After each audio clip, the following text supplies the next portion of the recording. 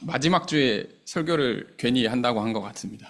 너무 많은 분들이 오셔가지고 네, 부담이 되는데 목사님 설교를 하셨어야 되지 않나라는 네. 네. 말씀을 나누기 전에 설교라고 하기도 좀 뭐하고 이야기를 나누기 전에 저희 오늘 이야기가 모두에게 강요로 느껴지지 않기를 바랍니다. 제가 살아오면서 찰나의 어느 순간에 잠시만요. 찰나의 어느 순간에 느낀 하나의 의견을 여러분하고 나누고자 합니다. 삶을 살아가는 방식과 가치관은 누구나 다르며 오늘날 예수를 생각하는 방식과 예수를 살아내는 방식 또한 누구나 다를 수 있음을 먼저 이야기 드리고 싶습니다. 제가 살아온 짧은 시간 속에서 예수를 살아내는 방식을 많이 고민해 왔습니다. 여러분도 많이 고민해 왔을 줄 압니다. 그리고 여전히 또 고민하고 있고 여전히 고민하기에 이 자리에 함께 예배를 드리고 있지 않은가 싶습니다. 오늘은 제가 스피커인 만큼 예수를 살아내는 좋은 방식이라는 생각에 오늘 이야기를 시작하고자 합니다.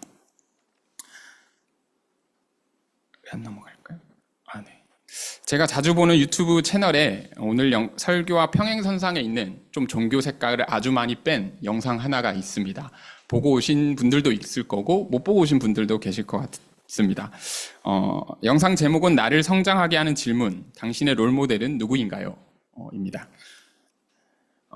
그녀는 그 비디오에서 소울정이라는 분인데요. 그분은 그 영상에서 그 PD를 상대로 영상을 찍고 있는 PD를 상대로 Who is your hero라는 질문을 선물로 주면서 이렇게 물어봅니다. 어릴 적 가장 기억에 남는 만화 캐릭터 또는 영웅이 있나? 그리고 그 만화 스토리에서 묘사되는 그 영웅 또는 캐릭터들에게서 나타나는 성품, 성격, 태도, 가치관 등을 한번 나열해 보라고 제안을 합니다. 영상 PD가 물어봅니다. 왜 어릴 적에 봤던 만화여야 하냐고.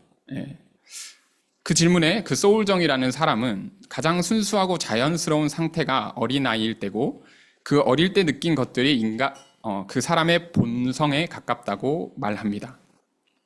우리는 그런 본성에 이끌려 그 영웅들을 본받으려고 한다는 이야기입니다. 그 영상의 소울정이라는 사람이 주장하는 것을 과학적으로 맞는지 틀린지 입증할 제가 자료는 준비를 못했지만 상당히 설득력 있게 저에게는 들렸습니다. 본성에 가깝다.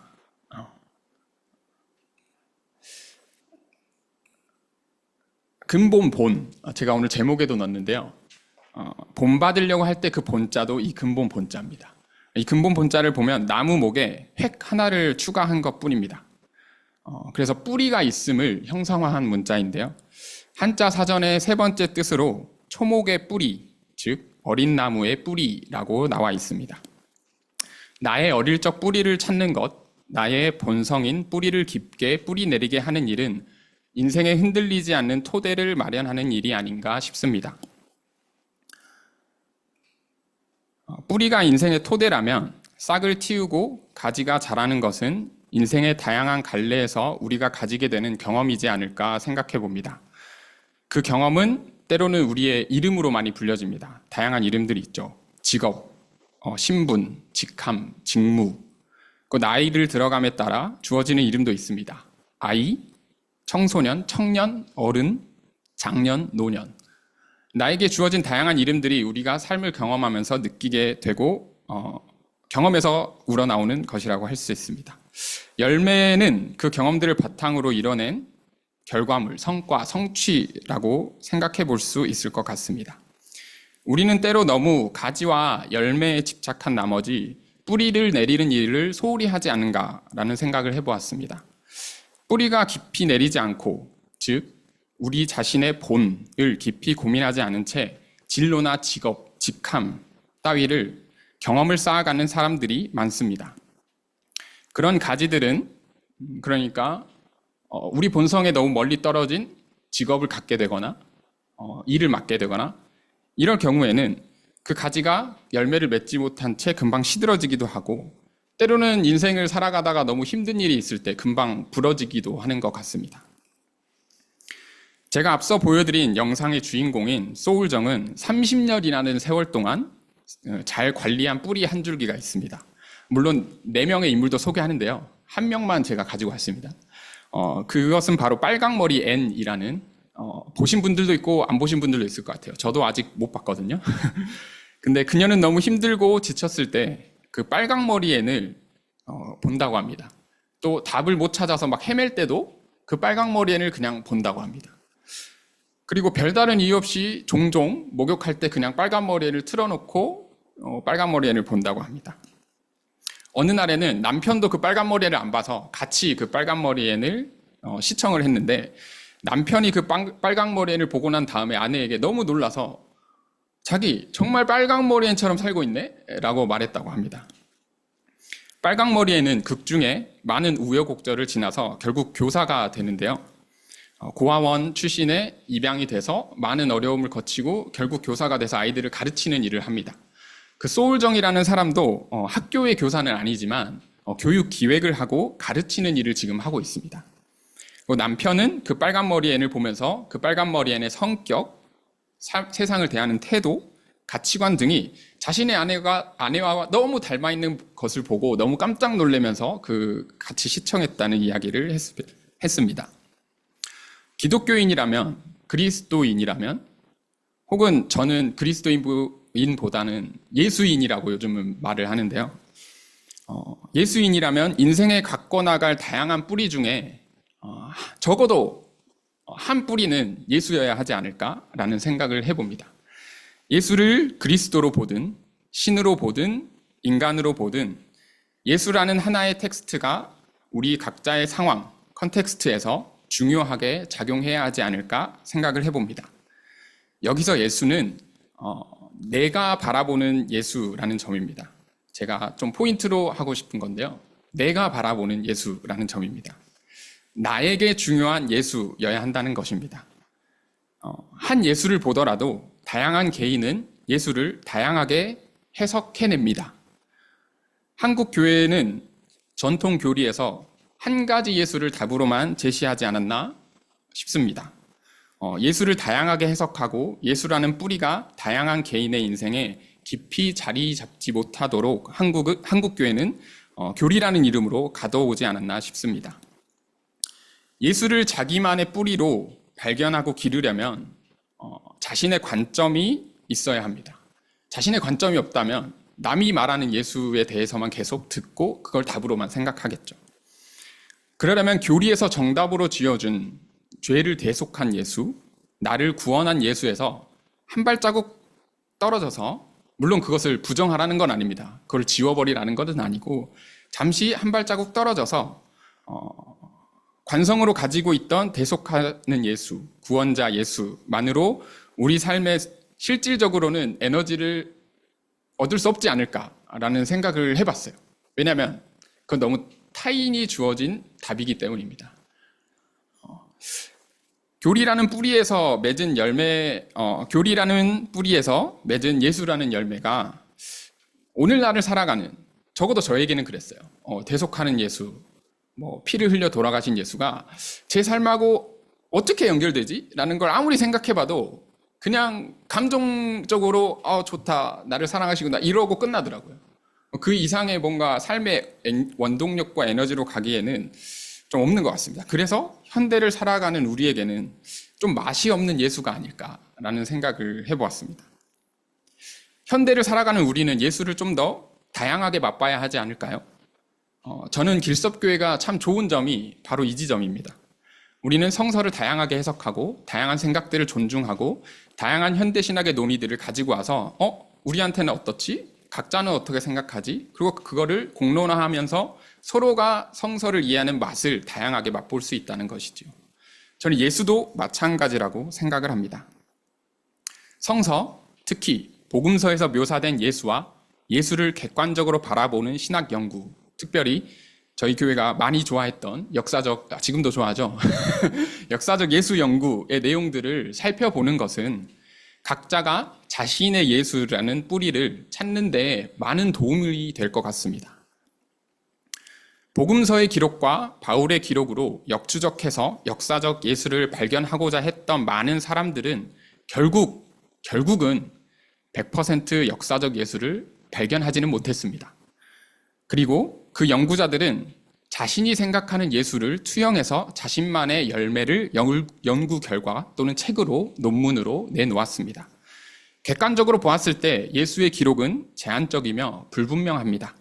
예수에 대한 기록은 우리나라 조선왕조 실록처럼 왕이 옆에서 말을 하면 받아 적는 그런 형태가 전혀 아니었고, 예수가 죽은 후에 아주 빨라야 40년 또는 더 이후에 기록되었습니다. 어쩌면 예수에 대한 기록이 이렇게 불확실하게 기록된 이유는 예수를 다양하게 해석하라는 하나님의 계시가 아닌가 저는 생각을 해봅니다. 하나님이 자신의 사랑을 극명하게 보여준 예수에 대해서 아주 모호하고 미완으로 남겨놓는 것 자체가 어떻게 보면 역사를 주관한다는 하나님을 고백할 때 하나님이 그렇게 일부러 계획하고 계시한 게 아닌가라는 생각을 혼자 해봤습니다. 물론 예수를 해석할 때 아주 뚱딴지 같은 방향, 아주 이상한 방향, 예를 들면 사이비 교주가 해석하듯이 그렇게 가지만 않는다면 우리는 정상적인 신학 연구의 결과들을 토대로 예수를 해석해야 합니다. 그 연구의 결과들과 책들은 한 가지 답은 없지만 여러 무수한 갈래로 나눠지지만 각자 자기가 하고 싶은 예수에 대해서 말을 하지만 적어도 예수를 도구화해서 사이비 교주가 되는 것과는 다릅니다. 다양하게 예수를 해석해서 세세한 갈래는 다를 수 있지만 세상을 이롭게 하는 넓은 방향에서 같다고 생각합니다. 오늘 본문에서는 최초로 그리스도인이라 불린 기록을 담고 있습니다. 최초로 그리스도인이라고 불린 지역은 안디옥 교회입니다. 예수의 직속 제자들이 선교 활동을 하던 장소도 아닙니다. 본문의 이야기를 따라가면 스데반의 박해로 키프로스 사람, 구레네 사람 몇몇이 안디옥에 가서 예수를 전했습니다. 심지어 이름도 나와 있지 않습니다. 키프로스 지역의 어떤 사람, 구레네 지역의 어떤 사람들이 스데반의 박해로 안디옥에 가서 예수에 대해서 전했습니다. 그들이 예수를 전해서 많은 사람이 예수를 믿고 따랐습니다. 또 그 이야기가 예루살렘에 전해져서 바나바라는 사람을 예루살렘 교회가 안디옥에 파견합니다. 보냈습니다. 저는 이 바나바라는 인물을 주목했습니다.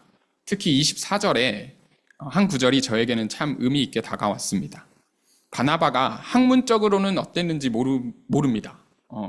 바나바가 설교를 유창하게 했는지도 모릅니다. 바울처럼요.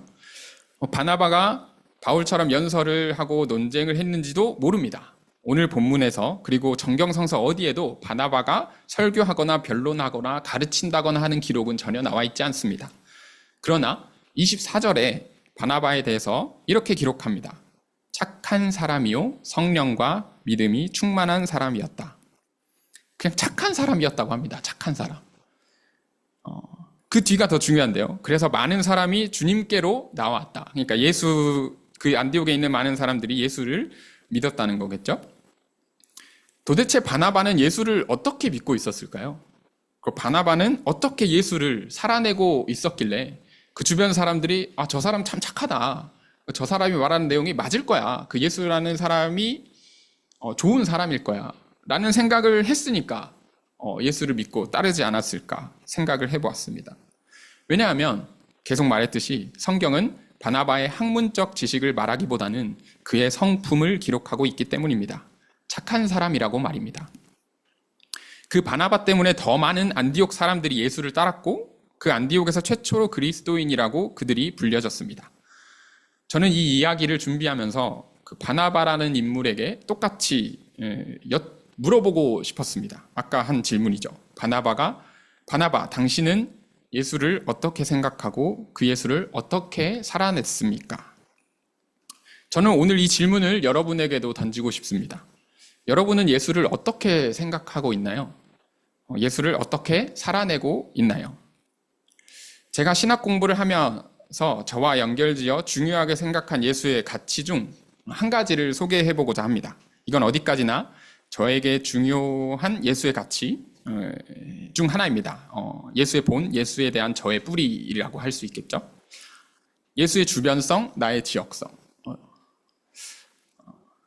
저는 광주에서 나고 자랐습니다. 지방에서 공부하면서 학창시절 학교에서는 상위 5% 특별반을 그 아래로 상위 15% 정도까지는 심화반으로 나누어서 반에서 인서울 대학을 누가 더 많이 가나를 경쟁하면서 그런 인문계 고등학교에 다니면서 교육을 받았습니다. 여기 계신 누구나 다 비슷할 것 같습니다. 그렇죠? 특별히 다른 특목고나 뭐 다른 고등학교를 나오지 않는 이상은 지방에서 서울을 못 가면 약간 나고자 비슷한 느낌을 많이 받았습니다. 지방의 서러움 같은 거죠. 서울을 못 가면 광주 전남권에서 가장 좋은 대학인 전남대학에 가는 것인데 문과 출신이면 그것도 굉장히 상위 랭크에 가야 가능했습니다. 저는 당연히 그 정도가 안 됐고 형을 따라서 목포해양대학교에 지원했지만 다군 다 떨어지고 나군은 상향 지원했기 때문에 그것도 떨어지고 결국에는 여러분들도 아시다시피 지방대 중에 지방대인 호남신학대학교에 가게 되었습니다. 그때까지만 해도 열등감이 너무 심했습니다. 학교에 가보니까 캠퍼스가 너무 작더라고요. 제가 살레시오 중학교라는 데를 다녔는데 거의 고등학교랑 같이 있었어요. 근데 그 캠퍼스보다 중학교, 고등학교보다 더 작았어요. 이게 무슨 대학교인지 아닌지 그 정도로 너무 작았고 장신대는 좀 크더라고요. 신대원을 가야 했을 나이에 여기 김동환 목사님과 조효한 전도사님이 졸업한 서울에 있는 장신대를 가야 하지 않나 고민을 했었습니다. 그러던 중에 읽게 된 책 하나가 있습니다. 마지널리티라는 책인데요. 예수의 주변성에 대해서 말하는 책입니다. 주변성이라고 번역이 됩니다. 마지널리티라는 단어가요. 책 이야기를 짧게 요약하면 저자는 미국에서 한국인 이민자로 살면서 미국의 중심지에서 멀어져서 주변에 머무를 수밖에 없는 자신의 삶을 성찰하면서 그 틀로 예수를 해석한 책입니다. 예수가 바로 주변에 있었던 인물이고 그 주변에서 예수가 사역을 시작했고 예수의 사역은 주변에서 끝나는 것이 아니고 그 주변이 변화의 중심이 되어서 그 유대 사회를 변화시킨 것이라는 책입니다. 저는 이 주변성의 개념과 저를 좀 연결시켜 봤습니다. 지방대학 출신, 서울에 못 간 나고자 같은 저의 열등감. 이 책을 공부하면서 지방을 저를 이루는 하나의 정체성으로 받아들이기 시작했습니다. 예수가 갈릴리에서 사역했듯이 나도 내 정체성을 부정하지 않고 거기서부터 시작하자는 생각을 하기 시작했습니다. 그렇게 변두리라는 영어를 아웃스커트라고 하는데요. 마지널리티와 좀 연결되죠. 제 목수 닉네임으로 사용하기 시작했습니다. 제 연장의 모든 연장의 주기라고 하죠. 이름은 다 아웃스커트라고 써져 있습니다. 그리고 여전히 저는 귀농 귀촌을 꿈꾸면서 지방에서 살기를 고대하면서 인생을 살아가고 있습니다. 저에게 예수라는 뿌리의 의미는 변두리에서 변화를 일으킨 사람입니다. 저도 그것을 담고 싶고 그렇게 예수를 살아내고 싶습니다. 그 과정에서 저는 목수라는 직업과 직무, 경험을 선택을 했습니다. 변두리에서 살아갈 때 저의 방식으로 생존하고 변두리에서 변화를 일으키는 것을 저의 목수 경험으로 이뤄내고 싶기 때문입니다. 그리고 그것으로 어떤 성취가 있을지 저는 기대하면서 때로는 힘들기도 하고 지루한 나날들도 있죠. 여러분 모두가 그렇듯이 저도 그런 날들이 당연히 있습니다. 이 세상을 살아가는 모든 인간은 그런 날들을 버티면서 견디고 있을 거라고 생각합니다. 그렇지만 제가 이렇게 꿈꾸고 제 신앙과 연결된 이 예수라는 뿌리를 발견하고 그걸 길러내니까 그 하루하루를 견디며 살아가고 있는 게 아닌가라는 생각이 들었습니다. 다시 여러분에게 질문을 드려봅니다. 여러분은 예수를 어떻게 생각하고 있습니까? 여러분은 예수를 어떻게 살아내고 있습니까? 큰 방향 안에서 세세한 갈래는 다 다를 수 있습니다. 그 다름이 예수라는 한 존재가 우리 삶에 다양하게 뿌리를 내리게 할 수 있는 지점이라고 생각합니다. 우리 모두는 삶의 가지에서 다양한 맛을 내는 예수를 맺어낼 수 있습니다. 서로의 예수를 맛보고 향유하는 즐거움은 교회 공동체에서 누릴 수 있는 아주 큰 복이라고 생각합니다. 교회 공동체에서, 특별히 길석 공동체에서 다양한 서로 다른 예수를 맛보게 된다면 우리는 예수를 나의 뿌리를 넘어서 남이 예수에 대해 뿌리 내린 만큼 한층 더 깊고 넓고 그리고 다양하게 이해할 수 있을 것이라고 기대해 봅니다. 정리해 봅니다. 그리스도인의 본. 우리 삶에 예수가 깊게 뿌리 내려지면 좋겠습니다. 그리스도인의 본, 예수의 본이 우리 모두의 삶에 그리고 길석 교회 공동체에 나타나기를 바라봅니다. 안디옥 교회는 바나바가 보여준 예수의 본을 따라 예수를 믿는 사람들이 더 많아졌습니다. 기근이 들었을 때는 예루살렘 유대의 신도들을 돕는 구제금까지 모아서 보낼 정도로 부흥을 했습니다. 부흥이라는 말을 제가 쓰게 되네요. 우리 길섭교회도 안디옥 교회처럼 될 수 있지 않을까요? 아멘 해야 되지 않나 이런 거. 저는 그렇게 되기를 기대합니다. 정말로. 우리 길섭교회가 오늘날의 시대에 맞는, 오늘날의 시대에 필요한 예수의 본을 잘 보인다면 우리 교회에 사람들이 모여서 더 사람들이 모일 수 있지 않을까. 길섭교회, 저를 포함한 여기 모인 모든 한 사람 한 사람들이 바나바처럼 예수를 우리 인생의 뿌리로 두기를 간절히 바라봅니다. 그래서 그리스도의 본, 예수의 본이 우리 삶에 나타나기를 간절히 소망하며 오늘의 이야기를 마치겠습니다. 함께 2분간 침묵 가운데 기도하겠습니다.